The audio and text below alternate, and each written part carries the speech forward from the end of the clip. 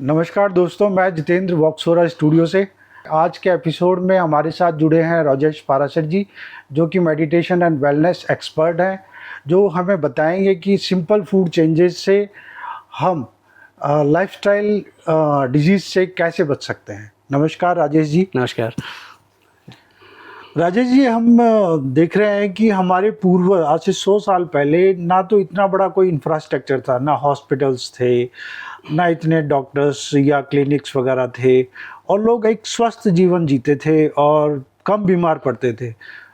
इस बीच के ड्यूरेशन में ऐसा क्या हुआ कि अब इतनी सारी बीमारियां, इतने सारे वायरस आने लग गए और लोग इतने बीमार होने लग गए, और यंग एज में ही लोगों के छोटी छोटी बीमारियों ने घेर लिया है। बहुत ही सुंदर प्रश्न किया आपने जितेंद्र जी। एक्चुअली देखा जाए 100 साल पहले जो हमारा खान पान था और अब जो खान पान है उसमें एक मैसिव बदलाव आया है। अगर गौर करें 70-80 साल पहले से ही हम देख लें तो हमारे खान पान में जो शामिल होता था वो जौ, ज्वार, बाजरा, मक्का, रागी, कोदो, कुटकी, सांवा करके मिलेट्स हुआ करते थे। अभी बीच में क्या हुआ कि आप देखें हमारे गेहूं चावल भी था पर बहुत कम था। मिलेट्स का एक तरह से थोड़ा सा डिटेल में बताएंगे, मिलेट्स होता क्या है? हाँ, आई विल कम बेसिकली। तो उसमें क्या होता था कि ये जो हम वैरायटी ऑफ फूड था, मल्टी क्रॉप कल्चर था बेसिकली, राइट। ये जो जौ, ज्वार, बाजरा, कुटकी, सांवा जो हमने बात की, ये क्लाइमेट रेजिलियंस लिए हुए थे। कम पानी में पैदा हो जाते थे, भूमि की उपजाऊ शक्ति को बढ़ा के रखते थे, है ना। गेहूं चावल भी था उस दौरान में, लेकिन बहुत कम था। हमारे यहाँ पूड़ी पराठे आपको पता हो जब मेहमान आते थे तब बनते थे। अच्छा, गेहूं हम लोग तब यूज करते थे जब हमारे घर में कोई मेहमान देखो, अगर राजस्थान की बात करें, हम जौ ज्वार खाते थे, सर्दियों में बाजरा खाते थे, पर आज देखो हम एक ही हमारा खाने में आ गया, गेहूं और चावल, राइट। ज्यादातर लोग गेहूं और चावल पर डिपेंडेंट है। अब ये हमारा स्टेपल फूड ही चेंज हो गया बेसिकली देखा जाए। जो हमारा जौ, ज्वार, बाजरा, मक्का होता था वो चेंज होके गेहूं चावल हो गया। अब ये बदला कैसे, ये चेंजेस कैसे आए? तो आप गौर करो कि जब सेकेंड वर्ल्ड वार जब हुआ था उस समय बहुत सारा वॉर मटेरियल बचा था, इसमें नाइट्रोजनस कंपाउंड हुआ करते थे। अब उनके सामने समस्या थी कि इसका करें क्या, इस वेस्ट मटेरियल करें क्या, कि इसको रख लें, स्टोर कर लें तो अगली साल उतना वो इफेक्टिव नहीं रहता। जैसे दिवाली के पटाखे हम एक साल पहले रख लें लाके, उस साल काम नहीं ले, अगले साल लेना चाहें तो 10 में से 8 पटाखे फुस हो जाएंगे, चलेंगे ही नहीं। तो उनके सामने समस्या, तो हर साल उनको अपनी रेडीनेस रखनी है। तो उसको रिसाइकिल भी करना है, ऐसा मतलब उस रेडीनेस तो रखना ही है हमें, कब वार हो जाए उसकी तैयारी। तो वो पुराने को उसका निस्तारण करना है और नया तैयार करते रहना है। तो अब ये समस्या थी। तो एक वैज्ञानिक ने देखा कि जहां बॉम्बिंग की थी उन लोगों ने, वहाँ 3-4 महीने बाद कंपैरेटिवली वेजिटेरियन जो वेजिटेशन है वो लश ग्रीन है, उसका प्रोडक्शन यील्ड बहुत अच्छा हो रहा है।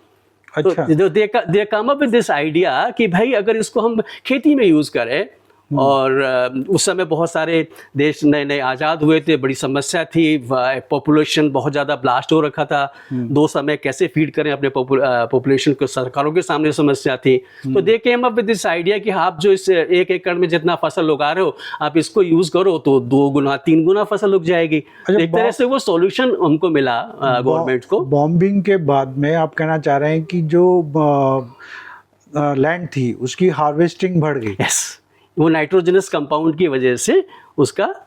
अच्छा, बड़ी सुंदर बात है कि ये जो वाटर बेस्ड जो क्रॉप्स है उसके ऊपर ये काम कर रहा था नाइट्रोजनस कंपाउंड, जिसमें हम बोलते हैं generally C3 type of grasses, जिसमें गेहूं चावल आते हैं। अब जिसमें बहुत ज्यादा पानी की आवश्यकता नहीं है, जैसे बाजरा, मिलेट्स जो होता है, बाजरा में तो नहीं है, तो उसमें वो इफेक्टिव नहीं था, उसकी यील्ड को नहीं बढ़ा रहा था। तो परिणाम क्या हुआ, ज्यादा आपको ग्रेन उगाना है तो लोगों ने सबने रुख किया और ज्यादा उग रहा है तो उसका कमर्शियल बेनिफिट भी देखा। तो वो मल्टी क्रॉप कल्चर था, वो हट के अब मोनोक्रॉप कल्चर, सिर्फ गेहूं चावल वही, उसने सारे उसको रिप्लेस कर दिया। अच्छा, और ये एक समस्या आ गई। तो जब गेहूं चावल ही आए तो फिर धीरे धीरे करके उसको रिफाइंड करना, उसका मैदा बढ़ना, फूड इंडस्ट्री ने हमारा जन्म दे दिया। अच्छा, गेहूं चावल से प्रोसेस करके कई तरह के फूड आइटम्स लोग बनाने लगे। इंडस्ट्रियलाइजेशन ऑफ फूड हो गया बेसिकली देखा जाए तो। उसमें बहुत सारे प्रिजर्वेटिव्स यूज होने लगे, केमिकल्स यूज होने लगे, एडेड कलर्स यूज होने लगे, तमाम तरह की चीज़ें। उससे जो है ये बीमारियां, ये तरह तरह की समस्याएं हमारे उसमें आने लग गए। राइट। अब जब बीमारियां हुई ढेर सारे, तो ऑफ कोर्स जो वेस्टर्न कल्चर से जो निकल के आया फार्मा इंडस्ट्री, तो फार्मा इंडस्ट्री ग्रो होने लग गई। हाँ, बीमारी के साथ हाँ, में फिर फार्मा उसका इंडस्ट्री क्योर भी जरूरी है, होगा, तो बिल्कुल। क्योर होगा तो फार्मा इंडस्ट्री ने भी ग्रो करेगा। और आज आप ताजुब करेंगे कि जो टर्नओवर है एनुअल फार्मा इंडस्ट्री का, वो 1.7 ट्रिलियन यूएस डॉलर्स का है। अभी और ये कितनी धीरे-धीरे कितनी बढ़ बड़ी ही रहा है। कितनी बड़ी रकम होती है पता है? आज 2026 में इंडियन गवर्नमेंट का जो बजट था, that was hardly 0.58 trillion US dollars. मतलब जो इंडियन गवर्नमेंट का बजट था, उसके 3 गुना बजट की फार्मा इंडस्ट्री है।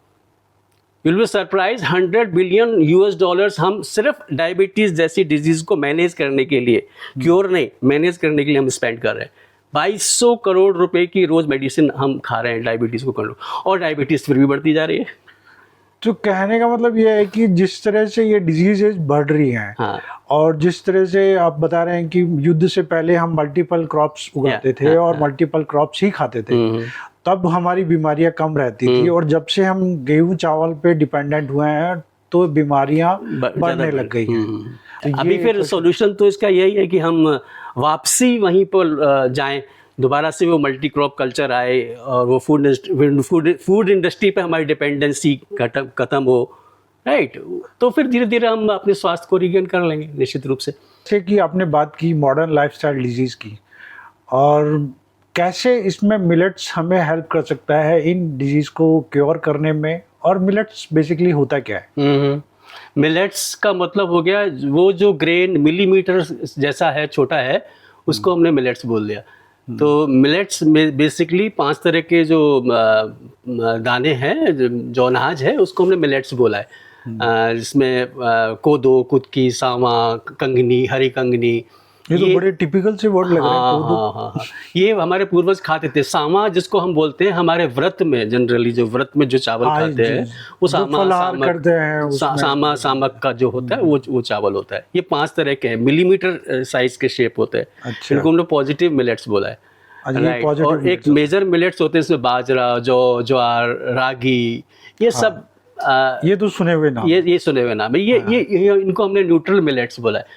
और एक और जो गेहूं चावल हैं, वो नेगेटिव ग्रेन्स में आते हैं बेसिकली। गेहूं चावल नेगेटिव ग्रेन्स में आते हैं। मतलब ये हमारी बॉडी के लिए नेगेटिव का मतलब हार्मफुल है। हार्मफुल है। ये एक हेल्दी व्यक्ति को भी सिक बना देंगे लंबे समय तक कंज्यूम करेंगे तो।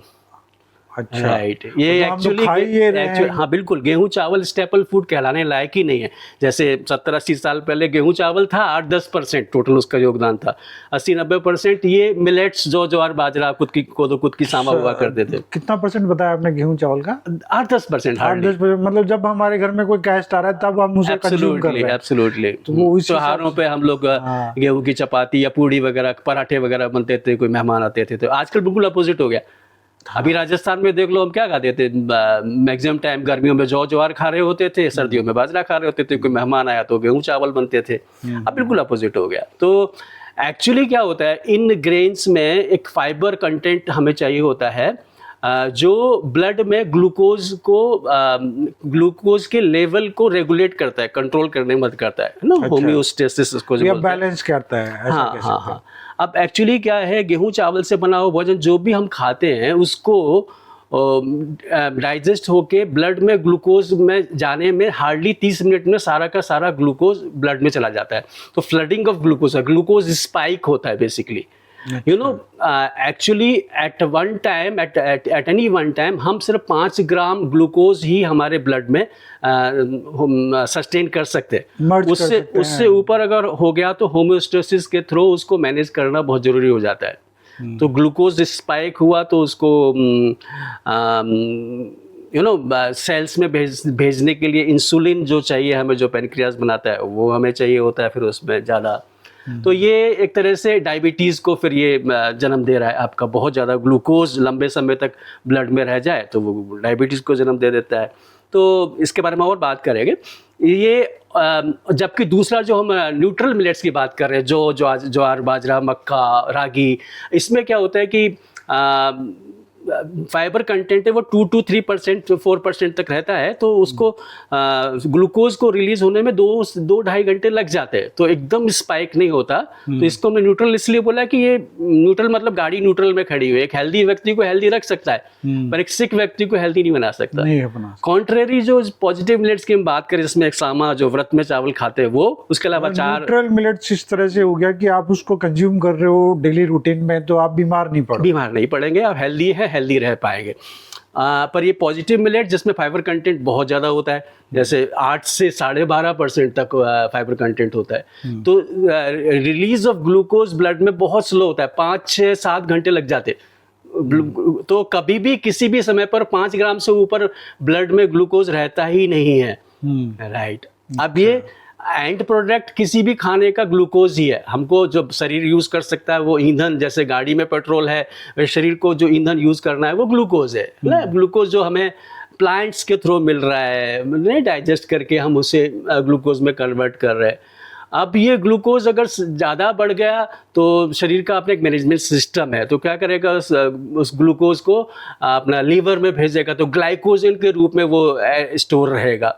लीवर की भी एक कैपेसिटी है टू वन एक्सटेंट। जब लिवर फुल हो गया तो क्या वो ग्लाइकोजन को फैट में कन्वर्ट करके डिफरेंट पार्ट्स ऑफ बॉडी में भेजा जाएगा। अगर यही फैट अगर आपके स्किन के नीचे सबक्यूटेनियस लेयर में अगर डिपॉजिट होने लग गया तो हम ओबेस होने लगे, ओबेसिटी हो गई, राइट। यही ग्लूकोज अगर आपके यही फैट अगर लिवर पे ही डिपॉजिट होने लग गया तो फैटी लिवर में इश्यू आ गए।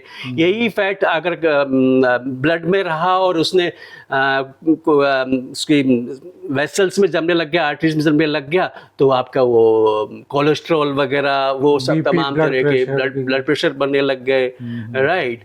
और अगर वो ब्लड की हार्ट के आर्टरीज को अगर वो सप्लाई करने वाली उसमें डिपॉजिट हो गया तो हार्ट माल फंक्शन करेगा, हार्ट डिजीज हो गई।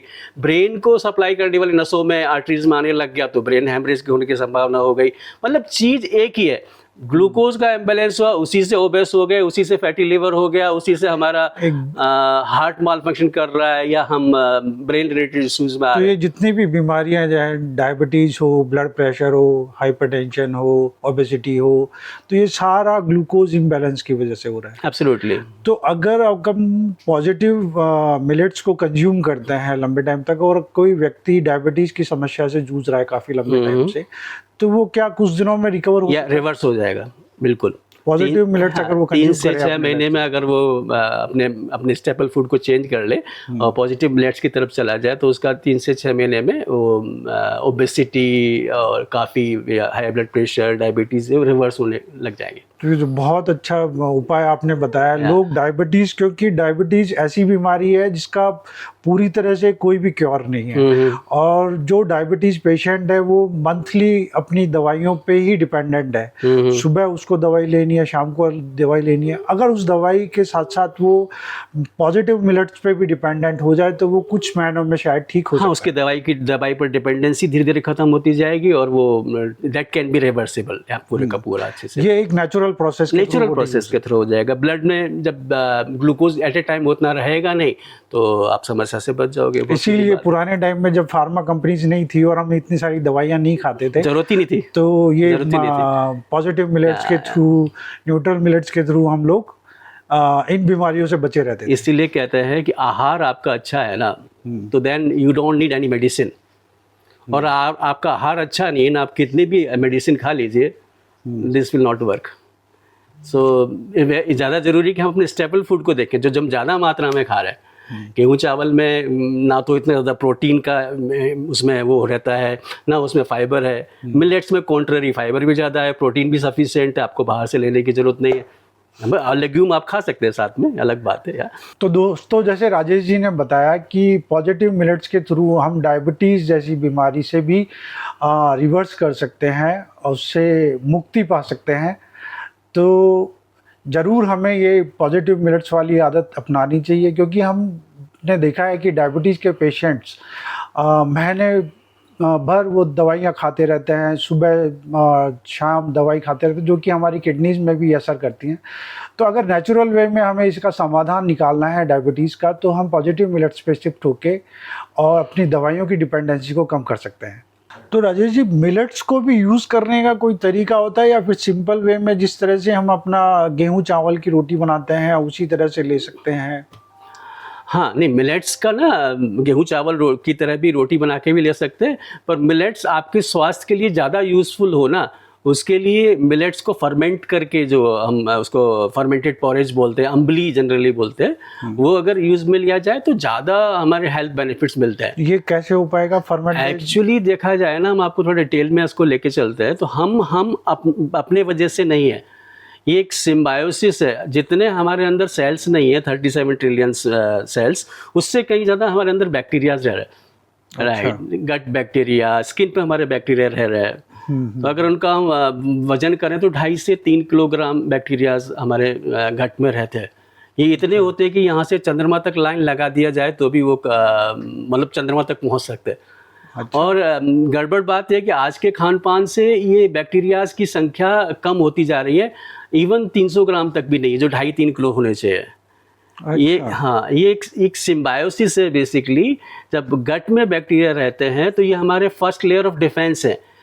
अच्छे बैक्टीरिया रहते हैं तो ये बैड बैक्टीरियाज को कॉलोनाइज होने से रोक देते हैं। अच्छा, दूसरा, इम्यूनिटी देखा जाए तो 70% of immunity is based on our gut. तो हमारी इम्यूनिटी को रोबस्ट रखते हैं बैक्टीरिया।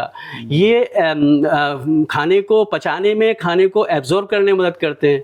ये एंजाइम प्रोडक्शन में मदद कर रहे हैं, राइट? ये हार्मोन, ये आपके विटामिन के प्रोडक्शन में मदद कर रहे हैं, B12 वगैरह ये बना रहे हैं पेट में। तो अगर आप मिलेट्स लेते हो तो आपकी गट हेल्थ भी अच्छी होती है? गट हेल्थ, साथ में गट ब्रेन एक्सेस भी है। गट ब्रेन, आपका गट अच्छा रहेगा तो आपका ब्रेन भी अच्छे से काम करेगा। Got it? परीक्षा में क्या होता है, जब आप थोड़ा सा भी एंजाइटी में होते हो तो आपका पेट में गड़बड़ होता है।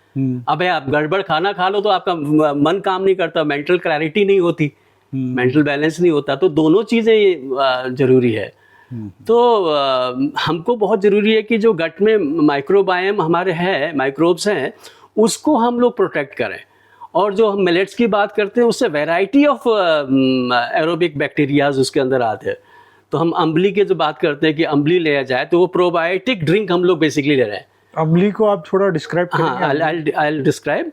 और मिलेट्स में जो फाइबर है वो प्रीबायोटिक कंडीशंस पैदा कर रहा है। तो बहुत सुंदर है ये। जैसे बैक्टीरिया का भोजन है जो फाइबर है, राइट? वो फाइबर हमारे गट को तो क्लींस कर ही रहा है। अब दो तरह के, ऐसे बोलते हैं लगभग 30-35 ग्राम फाइबर हमें चाहिए रोज रोज। पर जिस तरह का हम खाना खा रहे हैं ना उसमें फाइबर है ही नहीं, और दोनों तरह का फाइबर चाहिए, सोल्यूबल भी चाहिए, इनसोल्यूबल भी चाहिए। और वो जो कमी को अपना मिलेट्स पूरा कर देता है, राइट? और वो फाइबर जो है प्रीबायोटिक कंडीशंस पैदा करता है बैक्टीरियाज को डेवलप होने के लिए, राइट? और फिर ऊपर से हम प्रोबायोटिक ड्रिंक और ले लेते हैं तो हमारा काम बन जाता है।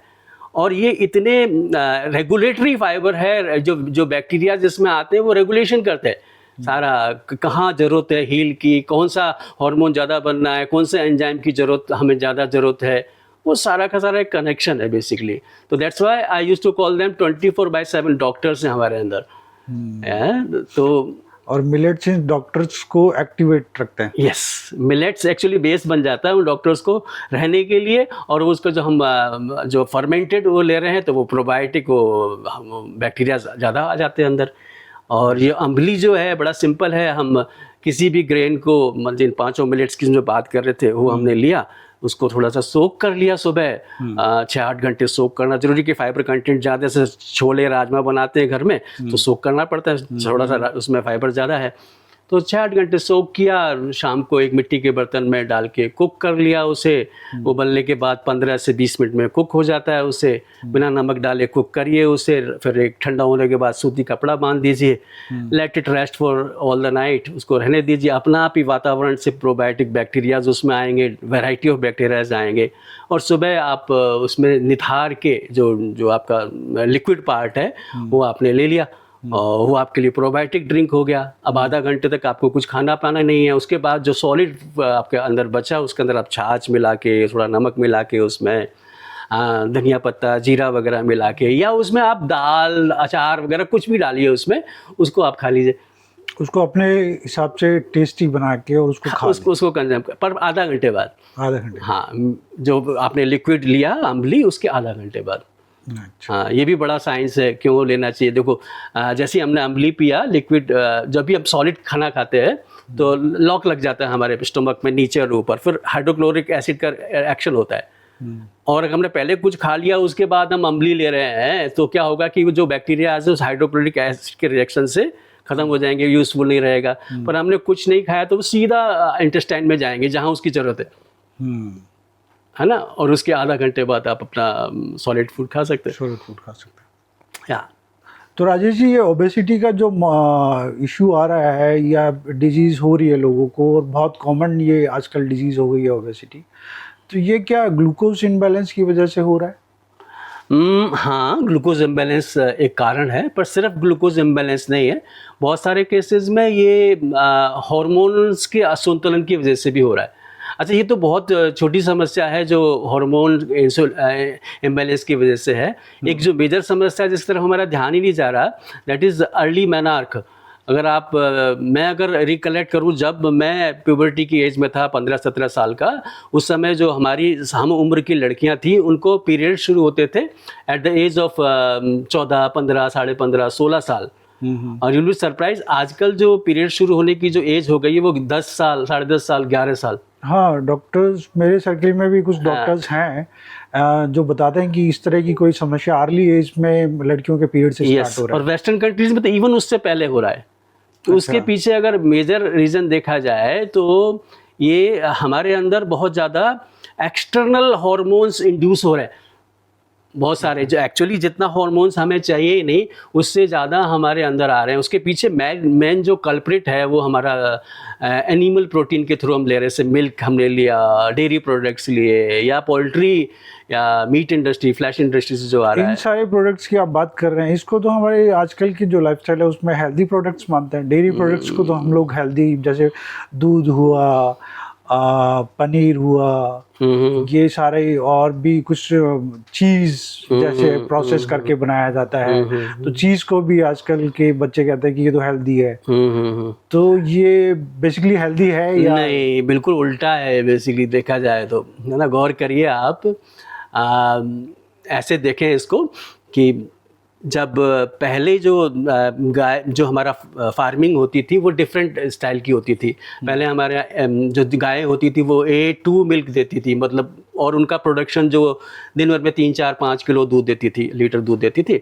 और फिर बाद में जो बाहर का जो जेनेटिकली मॉडिफाइड गाय आए, हॉलिस्टीन वगैरह, जर्सी वगैरह जब आए, तो उनका जो मिल्क था वो 8-10 लीटर था, राइट। तो ये सब कॉमर्शलाइजेशन जब होने लगा ना सारा का सारा, अब उससे भी लोगों का काम नहीं चल रहा, तो अब उनको क्या कर रहे हैं, ऑक्सीटोसिन वगैरह के इंजेक्शंस दे रहे हैं, मिल्किंग ज़्यादा हो, खाना ज़्यादा खाए, इसलिए स्टेरॉइड्स का इंटेक बढ़ा रहे हैं बढ़ाने के लिए उसका। हाँ, उसमें या बहुत सारा, तो वो 18-20 लीटर दूध दे रही है गाय, राइट। अब वो ही स्टेरॉइड्स के, एंटीबायोटिक्स, स्टेरॉइड्स जब दे रहे हैं तो उनका आपका इम्यूनिटी कम हो रहा है, इम्यूनिटी कम हो रहा है तो एंटीबायोटिक्स देने पड़ रहे हैं, तो एंटीबायोटिक्स के रेसिड्यूज जा रहे हैं, स्टेरॉइड्स के रेसिड्यूज जा रहे हैं, हार्मोनल आपको जो ज़्यादा जा रहा है वो जा रहा है। अभी एक्चुअली ग्रोथ हार्मोन हमें उतना चाहिए ही नहीं, राइट, जितना उसमें हमारे अंदर जा रहा है। और बड़ा डेलिकेट है ये, जितना भी हमारा एंडोक्राइन ग्लैंड्स का जो उससे जो भी हार्मोन्स का सीक्रेशन हो रहा है, किसी भी एक हार्मोन आगे पीछे हो तो सारी की सारी सिस्टम को बिगाड़ देता है। तो मतलब ये डेयरी प्रोडक्ट से भी हमारा हार्मोन इम्बैलेंस हो रहा है। डेयरी प्रोडक्ट्स से ही हमारा हार्मोन इम्बैलेंस हो रहा है वेजिटेरियन के अंदर। हाँ, वेजिटेरियंस तो, क्योंकि वेजिटेरियंस प्रोटीन्स के लिए अगर वो देखते हैं किसी चीज़ को तो वो डेयरी प्रोडक्ट्स को देखते हैं। और डेयरी प्रोडक्ट्स आप बता रहे हैं कि जैसे कोई गाय है, दूध दे रही है, उसकी कैपेसिटी से ज़्यादा उसको दूध देना है, तो उसमें स्टेरॉइड्स या फिर और किसी तरह का इंजेक्शन लगा के उसकी कैपेसिटी को वो बढ़ाते हैं, और वो जो दूध उससे निकल के और फिर हमारे डेयरी में आता है और हम उसे कंज्यूम करते हैं, तो उससे हार्मोनल इनबैलेंस उसी की वजह से अर्ली एज में पुबर्टी आ रहा है। It's a big issue. जो बच्चों की खेलने खाने की उम्र है वहाँ उनको अपने आप को संभालना पड़ रहा है, राइट। अभी तो देखो मन तो तैयार, इसी वजह से ये IVF सेंटर्स और ये सारी चीजें जो कि पहले कभी एग्जिस्ट ही नहीं करते थे, आजकल इतने सारे IVF सेंटर्स खुल रहे हैं, क्योंकि मेरे ख्याल से आजकल की लाइफस्टाइल में इनफर्टिलिटी और यंग एज में ही लोगों को आ रही है। बिल्कुल सही बात है। देखिए जब महिलाओं की हम बात करें तो अर्ली मेनार्क जो हमने बात की एक वो तो है ही है। इसके अलावा इसी की वजह से पीसीओडी, पीसीओज ये आपका ये इश्यूज़ आ रहे हैं आपके अंदर।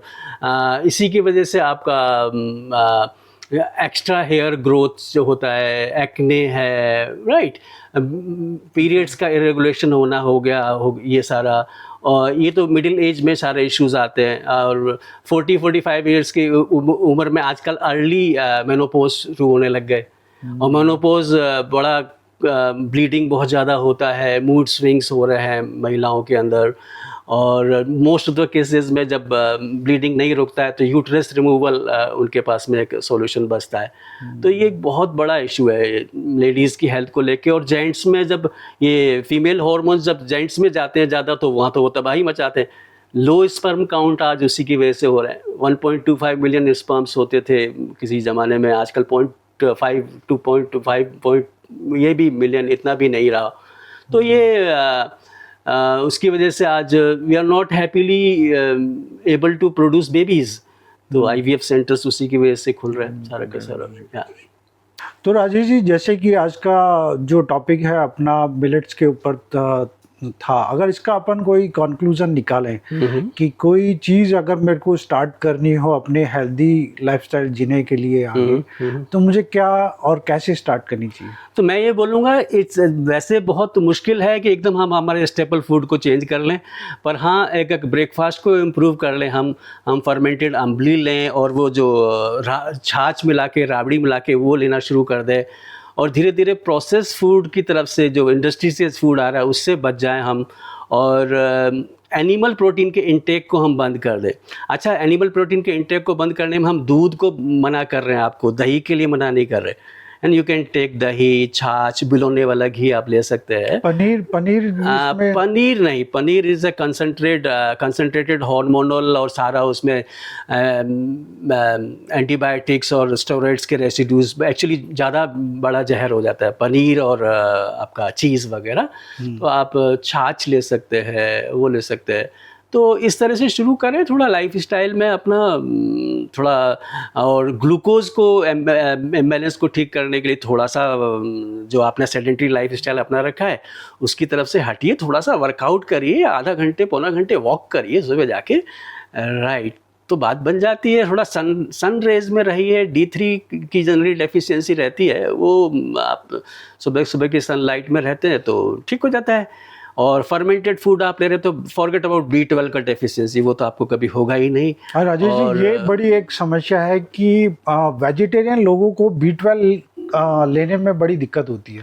B12 के लिए या तो वो किसी टैबलेट पे डिपेंडेंट है, क्योंकि B12 ज़्यादातर सुनने में आया कि नॉन वेजिटेरियन फूड में ही मिलता है B12। तो B12 के लिए भी मिलेट्स कुछ B12 के लिए भी हेल्पफुल है कि हमारी बॉडी में B12 का इंटेक ज़्यादा हो? नहीं, जैसे मैंने बताया जितेंद्र जी कि अगर आप फर्मेंटेड फूड लेते हैं तो B12 खूब है, अचार में खूब B12 है। छाछ आप लेते हैं, उसको सलाइवा के साथ मिक्स करके छाछ लेते हैं, आपको कभी B12 की कमी नहीं महसूस होगी, है ना? फर्मेंटेड आप अम्बली जैसे ले रहे हैं और रोटेट करते जाइए। हर 5 तरह के मिलेट्स जो पॉजिटिव हमने आपको बताए, आप सर्च कीजिएगा, आपको मिलेंगे। आप ऑर्डर कीजिए, अमेजन से ऑर्डर कीजिए, कहीं आपके आसपास मिल रहे हैं लेके आइए। तो हर 2 दिन एक ही मिलेट्स आप लगातार लीजिए उससे, उसके बाद 2 दिन करके 10 दिन का एक साइकिल बनता है, लीजिए उसकी अम्बली पीजिए, राबड़ी पीजिए। सुबह का नाश्ता आपने अच्छा कर लिया, then rest of the day आपको बहुत अच्छा हो जाएगा, आप बच जाएंगे, है ना? आपके अंदर जो डॉक्टर्स बैठे हैं उनको भी आप नर्चर कर पाएंगे। ग्लूकोज इम्बैलेंस की वजह से जो समस्या आ रहे हैं उससे आप हट जाएंगे। और जब हम एनिमल प्रोटीन को आप बंद कर देंगे इंटेक लेना, तो फिर आप ये जो हार्मोनल इश्यूज़ आ रहे हैं, रिप्रोडक्शन के रिलेटेड इश्यूज़ आ रहे हैं उससे भी आप बच जाएंगे, राइट? बस और साथ में थोड़ा सा वॉक पे ध्यान दीजिएगा, है ना, सेडेंटरी लाइफ स्टाइल से। तो राजेश जी, बहुत बहुत धन्यवाद आपका टाइम निकालने के लिए और हमारे स्टूडियोज़ में आने के लिए और हमारी ऑडियंस को सच में यूज़फुल और हेल्दी टिप्स देने के लिए। और हमारी ऑडियंस से भी हमें ये रहेगा कि आप भी हमारे साथ इसी तरह से जुड़े रहिए, इसी तरह के कुछ हेल्दी और यूज़फुल पॉडकास्ट के लिए। तो मिलते हैं जल्दी, तब तक के लिए जो लोग इस चैनल पे नए आए हैं वो सब्सक्राइब ज़रूर कर लें। Thank you so much.